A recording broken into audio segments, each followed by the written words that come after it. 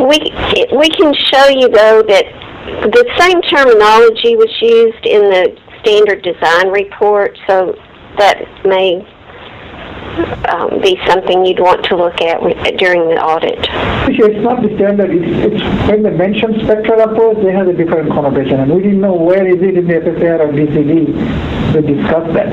Although in the context, they were really referring to that coefficient method, 1.5, static method, which is fine. It's the terminology, a little confusion. But Patricia was mentioning that the same terminology was used both in the DCD report that was reviewed during the DCD audit and in the NA3 report that was provided to you. You understand, but they have not mentioned spectral. Both reports have the same word in it, spectral. The same report? Yes.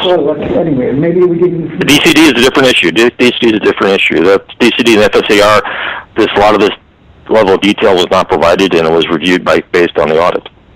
Yeah, okay. It's the same year.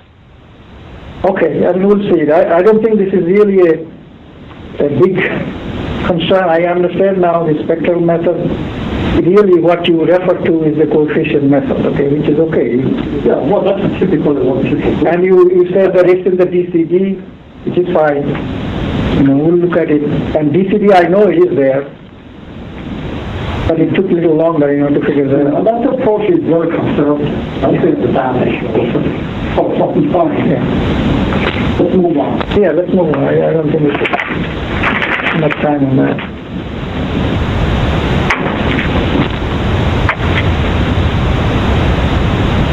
Question 3, right? Let's move on, yes. Okay. Dave, you're up. Okay, so question 3. This is Dave Ricard now, so on question 3.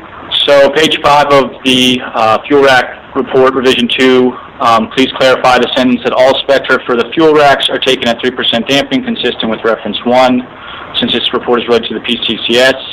And question 2 on page 4 of this report indicates that the analysis is performed using the first 10 modes of the model up to 45.3 hertz.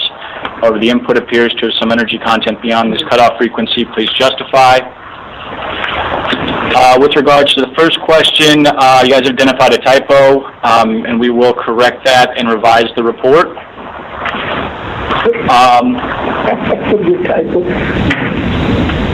And then with regards to the second question, so the PCS model is cut off at 45.3 hertz in the horizontal and vertical directions. In the horizontal directions, this is appropriate as we're close to the ZPA frequency. In the vertical direction, we account for the additional response above 45 hertz with a static equivalent evaluation, as we do in each horizontal direction. The reason this is okay for the vertical direction, due to even though there's high amplitudes beyond our cutoff frequency, is that the natural frequency of the structure in the vertical direction is well above the 90 hertz ZPA of the response spectrum in the vertical direction, and so this 4.3 Gs is actually extremely conservative. The reason this was used is because the model itself contains all the individual tubes of the structure are modeled, which creates a large number of modes that don't contribute to the response. And it increases the computation time significantly. So for all directions, missing mass is accounted for consistent with Appendix A of Reg Guide 192, and those calculations are available for NRC audit. And just so this is, and the entire method is consistent with the approach that was taken in the NITO LTR that was submitted and approved by the NRC. So, going over to the next slide. So the proposed actions are to revise, correcting a typo, and then the FSAR must be updated to include the updated revision number. And the calculations are available for the audit, which show in detail the use of the cutoff frequency for the first 10 modes.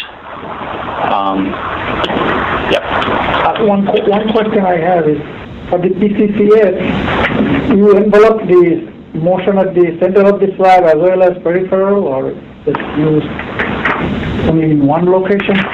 So I'll let Lubin respond to that. No, the motion, all the interaction response specs represent the motion for the whole floor. That includes rocking and torsional effects. Like the oscillators also?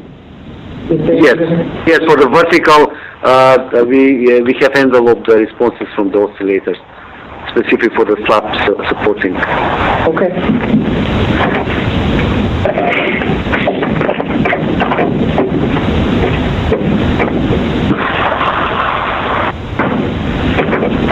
Go to the next one.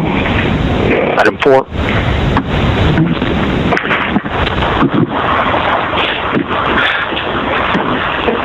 Okay, Gary Ellard again for item 4 on the drywall head. The basic first question was for the drywall head report, table 2-2, the design stress for the flange bolt is 198 MPa versus the allowable limit of 198 MPa. While the allowable stress limit is not exceeded, it appears that there is very little design margin for any uncertainties in the calculation. Question 2 is please identify the conservatisms in the analysis that provide assurance that the design bolt stress will not exceed the allowable limit. It was also pointed out that the DCD figure 3G.1-51 shows a standard plant bolt stress at 166 MPa. However, the site-specific bolt stress is 198 MPa, and the FSAR should reflect this change. Going on to the responses, starting on page 17 of this presentation. Going back to table 2-2, the design stress 188 versus the allowable limit of 198. Question, the drywall head bolt stresses are not impacted by any 3 seismic conditions. The values did not change from the DCD. The 198 is basically what I'll call the design condition, which is pressure, temperature, and dead load. And it's plus bolt pre-stress. And it's, in normal cases, you set the design stress limit for the bolt right at the allowable limit. You basically adjust the bolt pre-stress to hit it. That's standard practice. The 198 MPa value in the NA3 report, DES-0089 Rev 0, is the design stress of the flange bolt. It is the exact same value in the DCD report, DES-0001 Rev 3, that the NRC reviewed during the DCD audit. Going on to slide 18. Excuse me. Sure. On the same slide, since your calculated stress is 198 MPAs, and that is equal to limits, so there's no margin there, right? The margin is in the torque value of the bolt. If the design pressure or temperature increase, we can always reduce the torque value to get that margin back. The preload is what sets the margin. Oh, I thought besides the preload, what is the calculated design stress? Not the preload, but what is the calculated design stress from the pressure, temperature, and dead load that you say you calculate? It's roughly 32 MPa. Oh, because according to the report, table 2.2, summary of stress evaluation, I thought that's 198. So that's not... The bolt pre-stress is 166. Well, bolt pre-stress, how do you get to 198 then? 166 plus the 32 for pressure and temperature. Oh, okay. That wasn't clearly evident. Let me just... It's in the calc. It's in the calc in the report. It basically goes through that. Add up. So the answer to the question really is that there is margin because the design pressure, temperature, dead load are well below the preload. Is that correct? No, it's the load on the bolt is the add up of the bolt, the torque on the bolt plus the pressure that's causing the bolt to stretch again. So it's a total load. 1 second. If the bolt is preloaded and you add pressure on it, it does not reduce the preload. The preload remains the same until you overcome that preload. No, different. As you increase the load on the bolt, you actually increase the stress on the bolt. Bolt's in tension when you preload it, and when you push the head out, it's still in tension. That's right. But it doesn't, yeah. It's not added. When you preload an anchor and you start applying a pressure or pull-out load on the attachment, the stress in the bolt does not change until you hit the preload. Preload is bolt is already in tension, right? That's right, and it stays there. It doesn't 66 kicks are there. Now what they're saying is now additionally 32 is as a result of now you applied pressure, okay? So it will give you additional tension load on the bolt. It's all, guys, look in the report. Look in the report. Now, you know. We can discuss this during the audit. Basically, the report's identical to the DCD report that's already been approved. All right, we'll discuss it during the audit. That's fine. I understand now what you're saying. And Yeah, but did you get to where the margin coming from? I thought the question is the margin now. That's right. So, you know, Go on to this.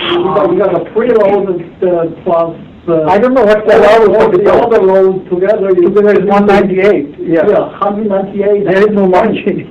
So where are the margins? I don't know. Right, that's what the question you want. That's what that's why I I asked. expect that they would have answered that question. You don't want to push everything to the audit. In the design condition, you always push to the limit. The margin is the 3SM value, which is the failure point. Remember, this design stress condition is 1.1S. It's very low. That's what the ASME code wants for the design condition. Under faulted condition, which is accident, we're allowed to go up to 3 SMM. Okay, so you talk about different limit things, right? Right. By the margin. So the design limit is associated with the elastic limit? Yes. The 1.1S is basically keeping it elastic. I believe S is 0.6 FOY, if I remember right. So your argument why. is when you go to 40 condition, when you go to the ultimate, you know, I mean... Well, it's not even the ultimate. It's just the allowable stress of the bolt. Okay, so it's... The full allowable under faulted conditions. But it's an excursion into inelastic range, right? So Right. It's whatever the code. It's what the code requires that you meet for faulty condition. Right. For both. The elastic range anyway. So what kind of margin we're talking about here? So 3S is 3 times, right? Or 3 times? And your allowable is 1 time S? 1.1. So we still have some margin. Allow margin. That's what I was confused. You understand, Joe? Going on to the... I disagree, but I will discuss it separately. I think there's substantial margin because you do not add the pressure to the preload. As pressure... I would recommend we look at the report and then discuss it. Okay. No, I mean, well, let's assume they're additive, you know, I mean, they're... Okay, we'll leave the report. But still, one... You have the report. Please look at it and we can discuss it further during the audit. Yeah.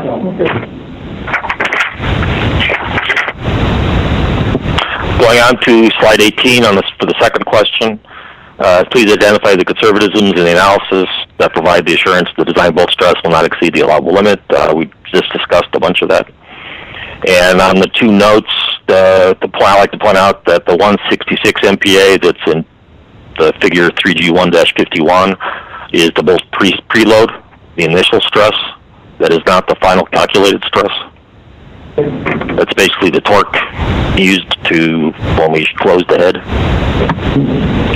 The 198 MPa in the NA3 report is the calculated stress of the flange bolt for design condition. This is the same value and design stress calculated in DCD report DES 0001R3, table 22, section 412213 for the drywall head flange bolt. Basically, this calculation for design condition is identical, and the drawing is identical. There's been no changes or departures. Going on to 19, the flange bolt design stress and preload values in the NA3 report are the same as the values in the DCD report. And action item 0217160004 will document that this item was discussed and no further action is needed until audit 2. Well, let's just stop there for a second, Gary. So, Sure. Zach, do you guys agree with that we're going to leave this as, that this would be the current status? Are you asking NRC if we agree? Yes. Gina, are you suggesting that we take a closer look at the report and let you know quickly if we think there's a problem with this? Well, that's the problem, yeah. We have one report, I don't know what else. DCD, do you have DCD report? Well, what they're saying is the allowable limit is 1.1 time output Y, right? The ultimate capacity is 3 times output Y. Joe, would you take a look at that report? If you guys agree with that. Yep. Okay. Let's take a look at the report and see whether we can, conclude one way or the other. But at any rate, this is an audit item. So, but before that, if we have any concerns, Yeah, but we need to make sure we agree pretty much with the... Okay, so in the action item list, we'll show that Joe is going to look at this item prior to the audit, and the staff will let us know if you have any immediate concerns or questions. Yes, thank you. Okay. and do we have, Joe, do we need the DCD report?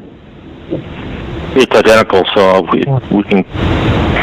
I don't think so. If they say the same approach and the same numbers resulted from it, because am I correct? It's primarily PA. I thought in the report you indicate that seismic is negligible and hydrodynamic loads are negligible. You even said, I think, dead loads is negligible.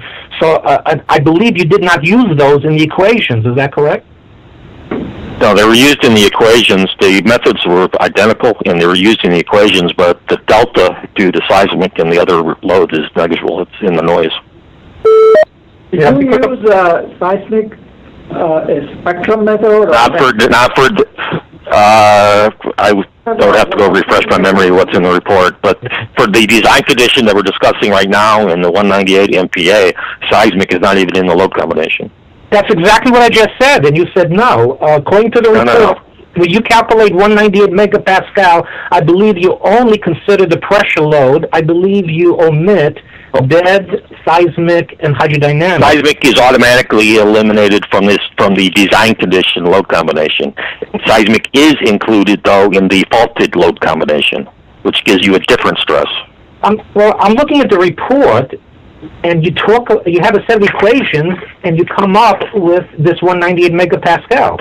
There's only one load combination, and it's only PA. Am I missing something? There's one design condition load combination, and then there's service level load combinations for service levels A, B, C, and D. All right, well, I think we need further discussion, because I don't see the other things you're referring to. And I don't see 32 plus 166. All I see is one calc arriving at 198, and it's based only on PA. So I'm missing something, I guess. I don't know. Okay, Joe, maybe after we look at it, let's, if you have concern, we'll write it up and then we'll see. Okay. There is accident temperature, and there is accident pressure, which should be the same as Yeah, accident pressure, temperature, whatever it is. No, it's accident pressure. It's accident pressure, but that's from a local calculation. That should be identical from DCD. Yeah. That should be intended. According to what I read in the report, there's a stress calculation section, and it reads, I quote, stress is due to dead loads, seismic load, hydrodynamic loads, SRV local. Below that it says, since these loads are quite smaller than the pressure load, they are negligible. Thereafter, I only see a calc with equations for PA. And then with those equations, you get a stress, operating stress of 198 megapascal. And that's it. There's nothing else, I think, related to those boats, unless I'm missing something here. So they concluded that the other service does not contribute anything. Yeah, I think they concluded it's so small they don't have to consider it, I believe. And that could very well be the case.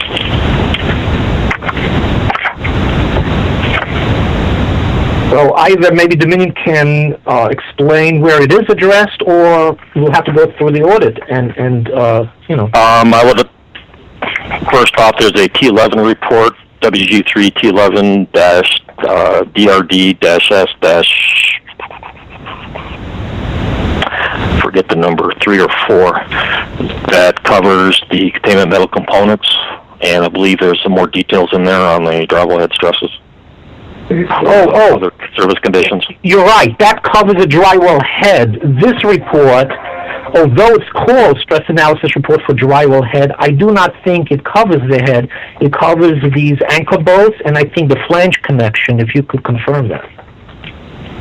Yes, no, this specific report covers the nuance, the attachments between the drywall head and the containment. Right. Correct. So it only covers the anchor bolt and the flange, where the load... Yeah, but all that is transferred and discussed in the T11 report. It should be anyway. At least I thought it was in there. Wait, what is discussed in T11? I missed that. There's a T11 report that covers all the metal components, and then it pulls in data from this DES report and a couple other reports that you have. Maybe you need to explain it, because for the anchor bolts, I only see PA. I don't see seismic loads from the other report equals that, and dead load from the other report equals that, and local loads, SRV loads. It only discusses PA, so it's not clear to me that you do consider it. I'm not saying that's wrong. I'm just, looking at what you have. We can discuss it. We can discuss it further, but if you look at, there's a table in the DCD on the load combinations for containment metal components. Right. And there's a normal condition, design condition, and then there's these various service levels, A, B, C, and D. For design condition, it's basically pressure is your primary loading. Temperature is involved, but for membrane, temperature goes away. It's basically neglected. So we basically have. What you got to realize in licensing space, all these things are taken separately. The pressure on the vessel head is a separate licensing design basis event, and it's only taken for that particular case. And what you're saying is what I think I'm hearing is that for the other specific design basis events, which include the seismic event, that has a separate effect, a seismic effect on the bolt, which is negligible when you consider the stress on the bolt due to the pressure of the head once it's in a local condition. I agree. I agree completely. I'm not questioning that. But I believe Dominion indicated that in this report you have a complete stress analysis that considers these other loading events, and I don't see that. That was we should look at. And the 11 report. But you don't add the seismic. It sounds like what I've heard. You don't add the seismic stress to the pressure stress. Why not? You would in the service. You would in the service level conditions. Yes. Defaulted service condition. You would combine. But those are under totally different allowable. Anyway, Joe, I would suggest let's look at those two reports, and whatever concerns we have, we need to write it down. Okay? If we do. If we are happy, then fine, we'll just do the audit. Well, you must put understanding. Right. Going into all this. Right. I don't want you guys all confused, and then we go through all this and try to figure out. Yeah, so that's why, if you have any questions, we will write it up and give it to you. As the DCD report, we don't have it. That's okay, but they're saying it's the same, very similar report. So do we have the report? We don't have DCD report. I don't think we do have the DCD report, because... So the scientific report should be associated with COL, right? That's what site specific, right? Site specific report they did. They submitted it. Yeah. What are you talking about? DCD, whether, they're saying a lot of stuff in the DCD. I don't know, but they say it's exactly similar report. I asked Joe, he said that he doesn't need it. Yeah, I don't need it. Plus, I think it was summarized, if I'm not mistaken, on the DCD some of these equations and approach. I've seen it before, and I believe it is consistent. So, Joe, what would be our action now? Well, you're asking me, I guess, to go back and look at this report again to see if it does address all aspects. I was satisfied that there is substantial margin for a different reason than what Dominion is indicating. But we'll discuss that separately if you'd like. Well, the point is the bar is allowable then is associated with different service combinations, right? I mean, because of what the Report should clearly say what load combinations they used, why they used it, what was the code allowable for that situation, and that was the governing thing. The unions need to meet before the thing. No, yeah. I mean, someone needs to look at it. Yeah, we'll look at it, So you can give them a question. Yeah, that's what we look, make sure you know what they're saying. Yeah, so we'll take that as our action to look a little closer into those reports and then get you some feedback. Okay, thank you. Because when I look at this question, I don't understand the question. Because when you said design stress, it totally depends on which service level the department.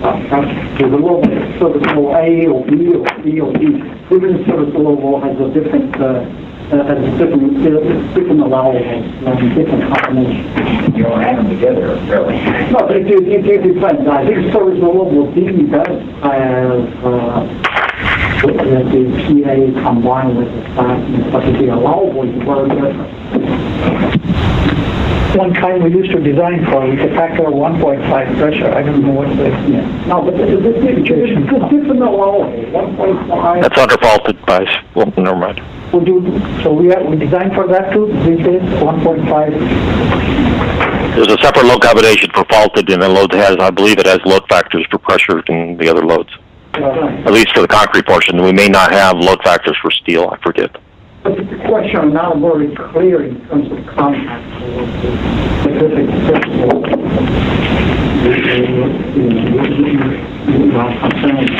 Can I summarize to get an understanding what Dominion is saying today? I'm looking at table 2-2 in the report. You have a column, you have a table that says summary of stress evaluation for flange bolt. You have in test and design in the table, and under design you have stress sigma B for the bolt, the result 198 megapascal. In the limit portion of the table, you say 1.1 S 198. So the 198 in the limit corresponds to 1.1 S for that material. You know, I haven't checked it, but I accept it. I'm sure it's the same value as in the DCD. And then for stress of 198 for design, you're telling me, I thought before, that 198 is not the actual calculated stress from PA. It's the addition of the 166 preload plus the 32 of PA. There's a calculation for that bolt stress in section, I think it's in the report, in section 412213 of the report. Yeah, that's what I was looking at, and I don't see the addition of 166 and 32. Instead, what I see is you ran through a set of equations, which I believe you got directly from the ASME code, for a load PA, and the final section, 412213, as you quoted, says operating bolt stress, sigma B equals W divided by area bolt equals 198. So to me, it looks like you calculated the stress in the bolts directly from PA. Okay. That sounds different than before you said you take the preload 166 plus your stress from PA is 32. So that's where I was coming from. It doesn't seem... Okay, then I was probably confused, and I'll stand by the report. Oh. It was calculated from PA. All right. I'm sorry for the confusion. So could we redirect the action item? Could Dominion go back and confirm what it is? That the 198 is a calculated bolt stress from PA alone, and you neglected, as you say in 412, I think, you neglected dead, seismic, and hydrodynamic because they are, quote, negligible. That's my read from looking at the report previously. If you could confirm that. It's confirmed. Okay, if that's the case, the question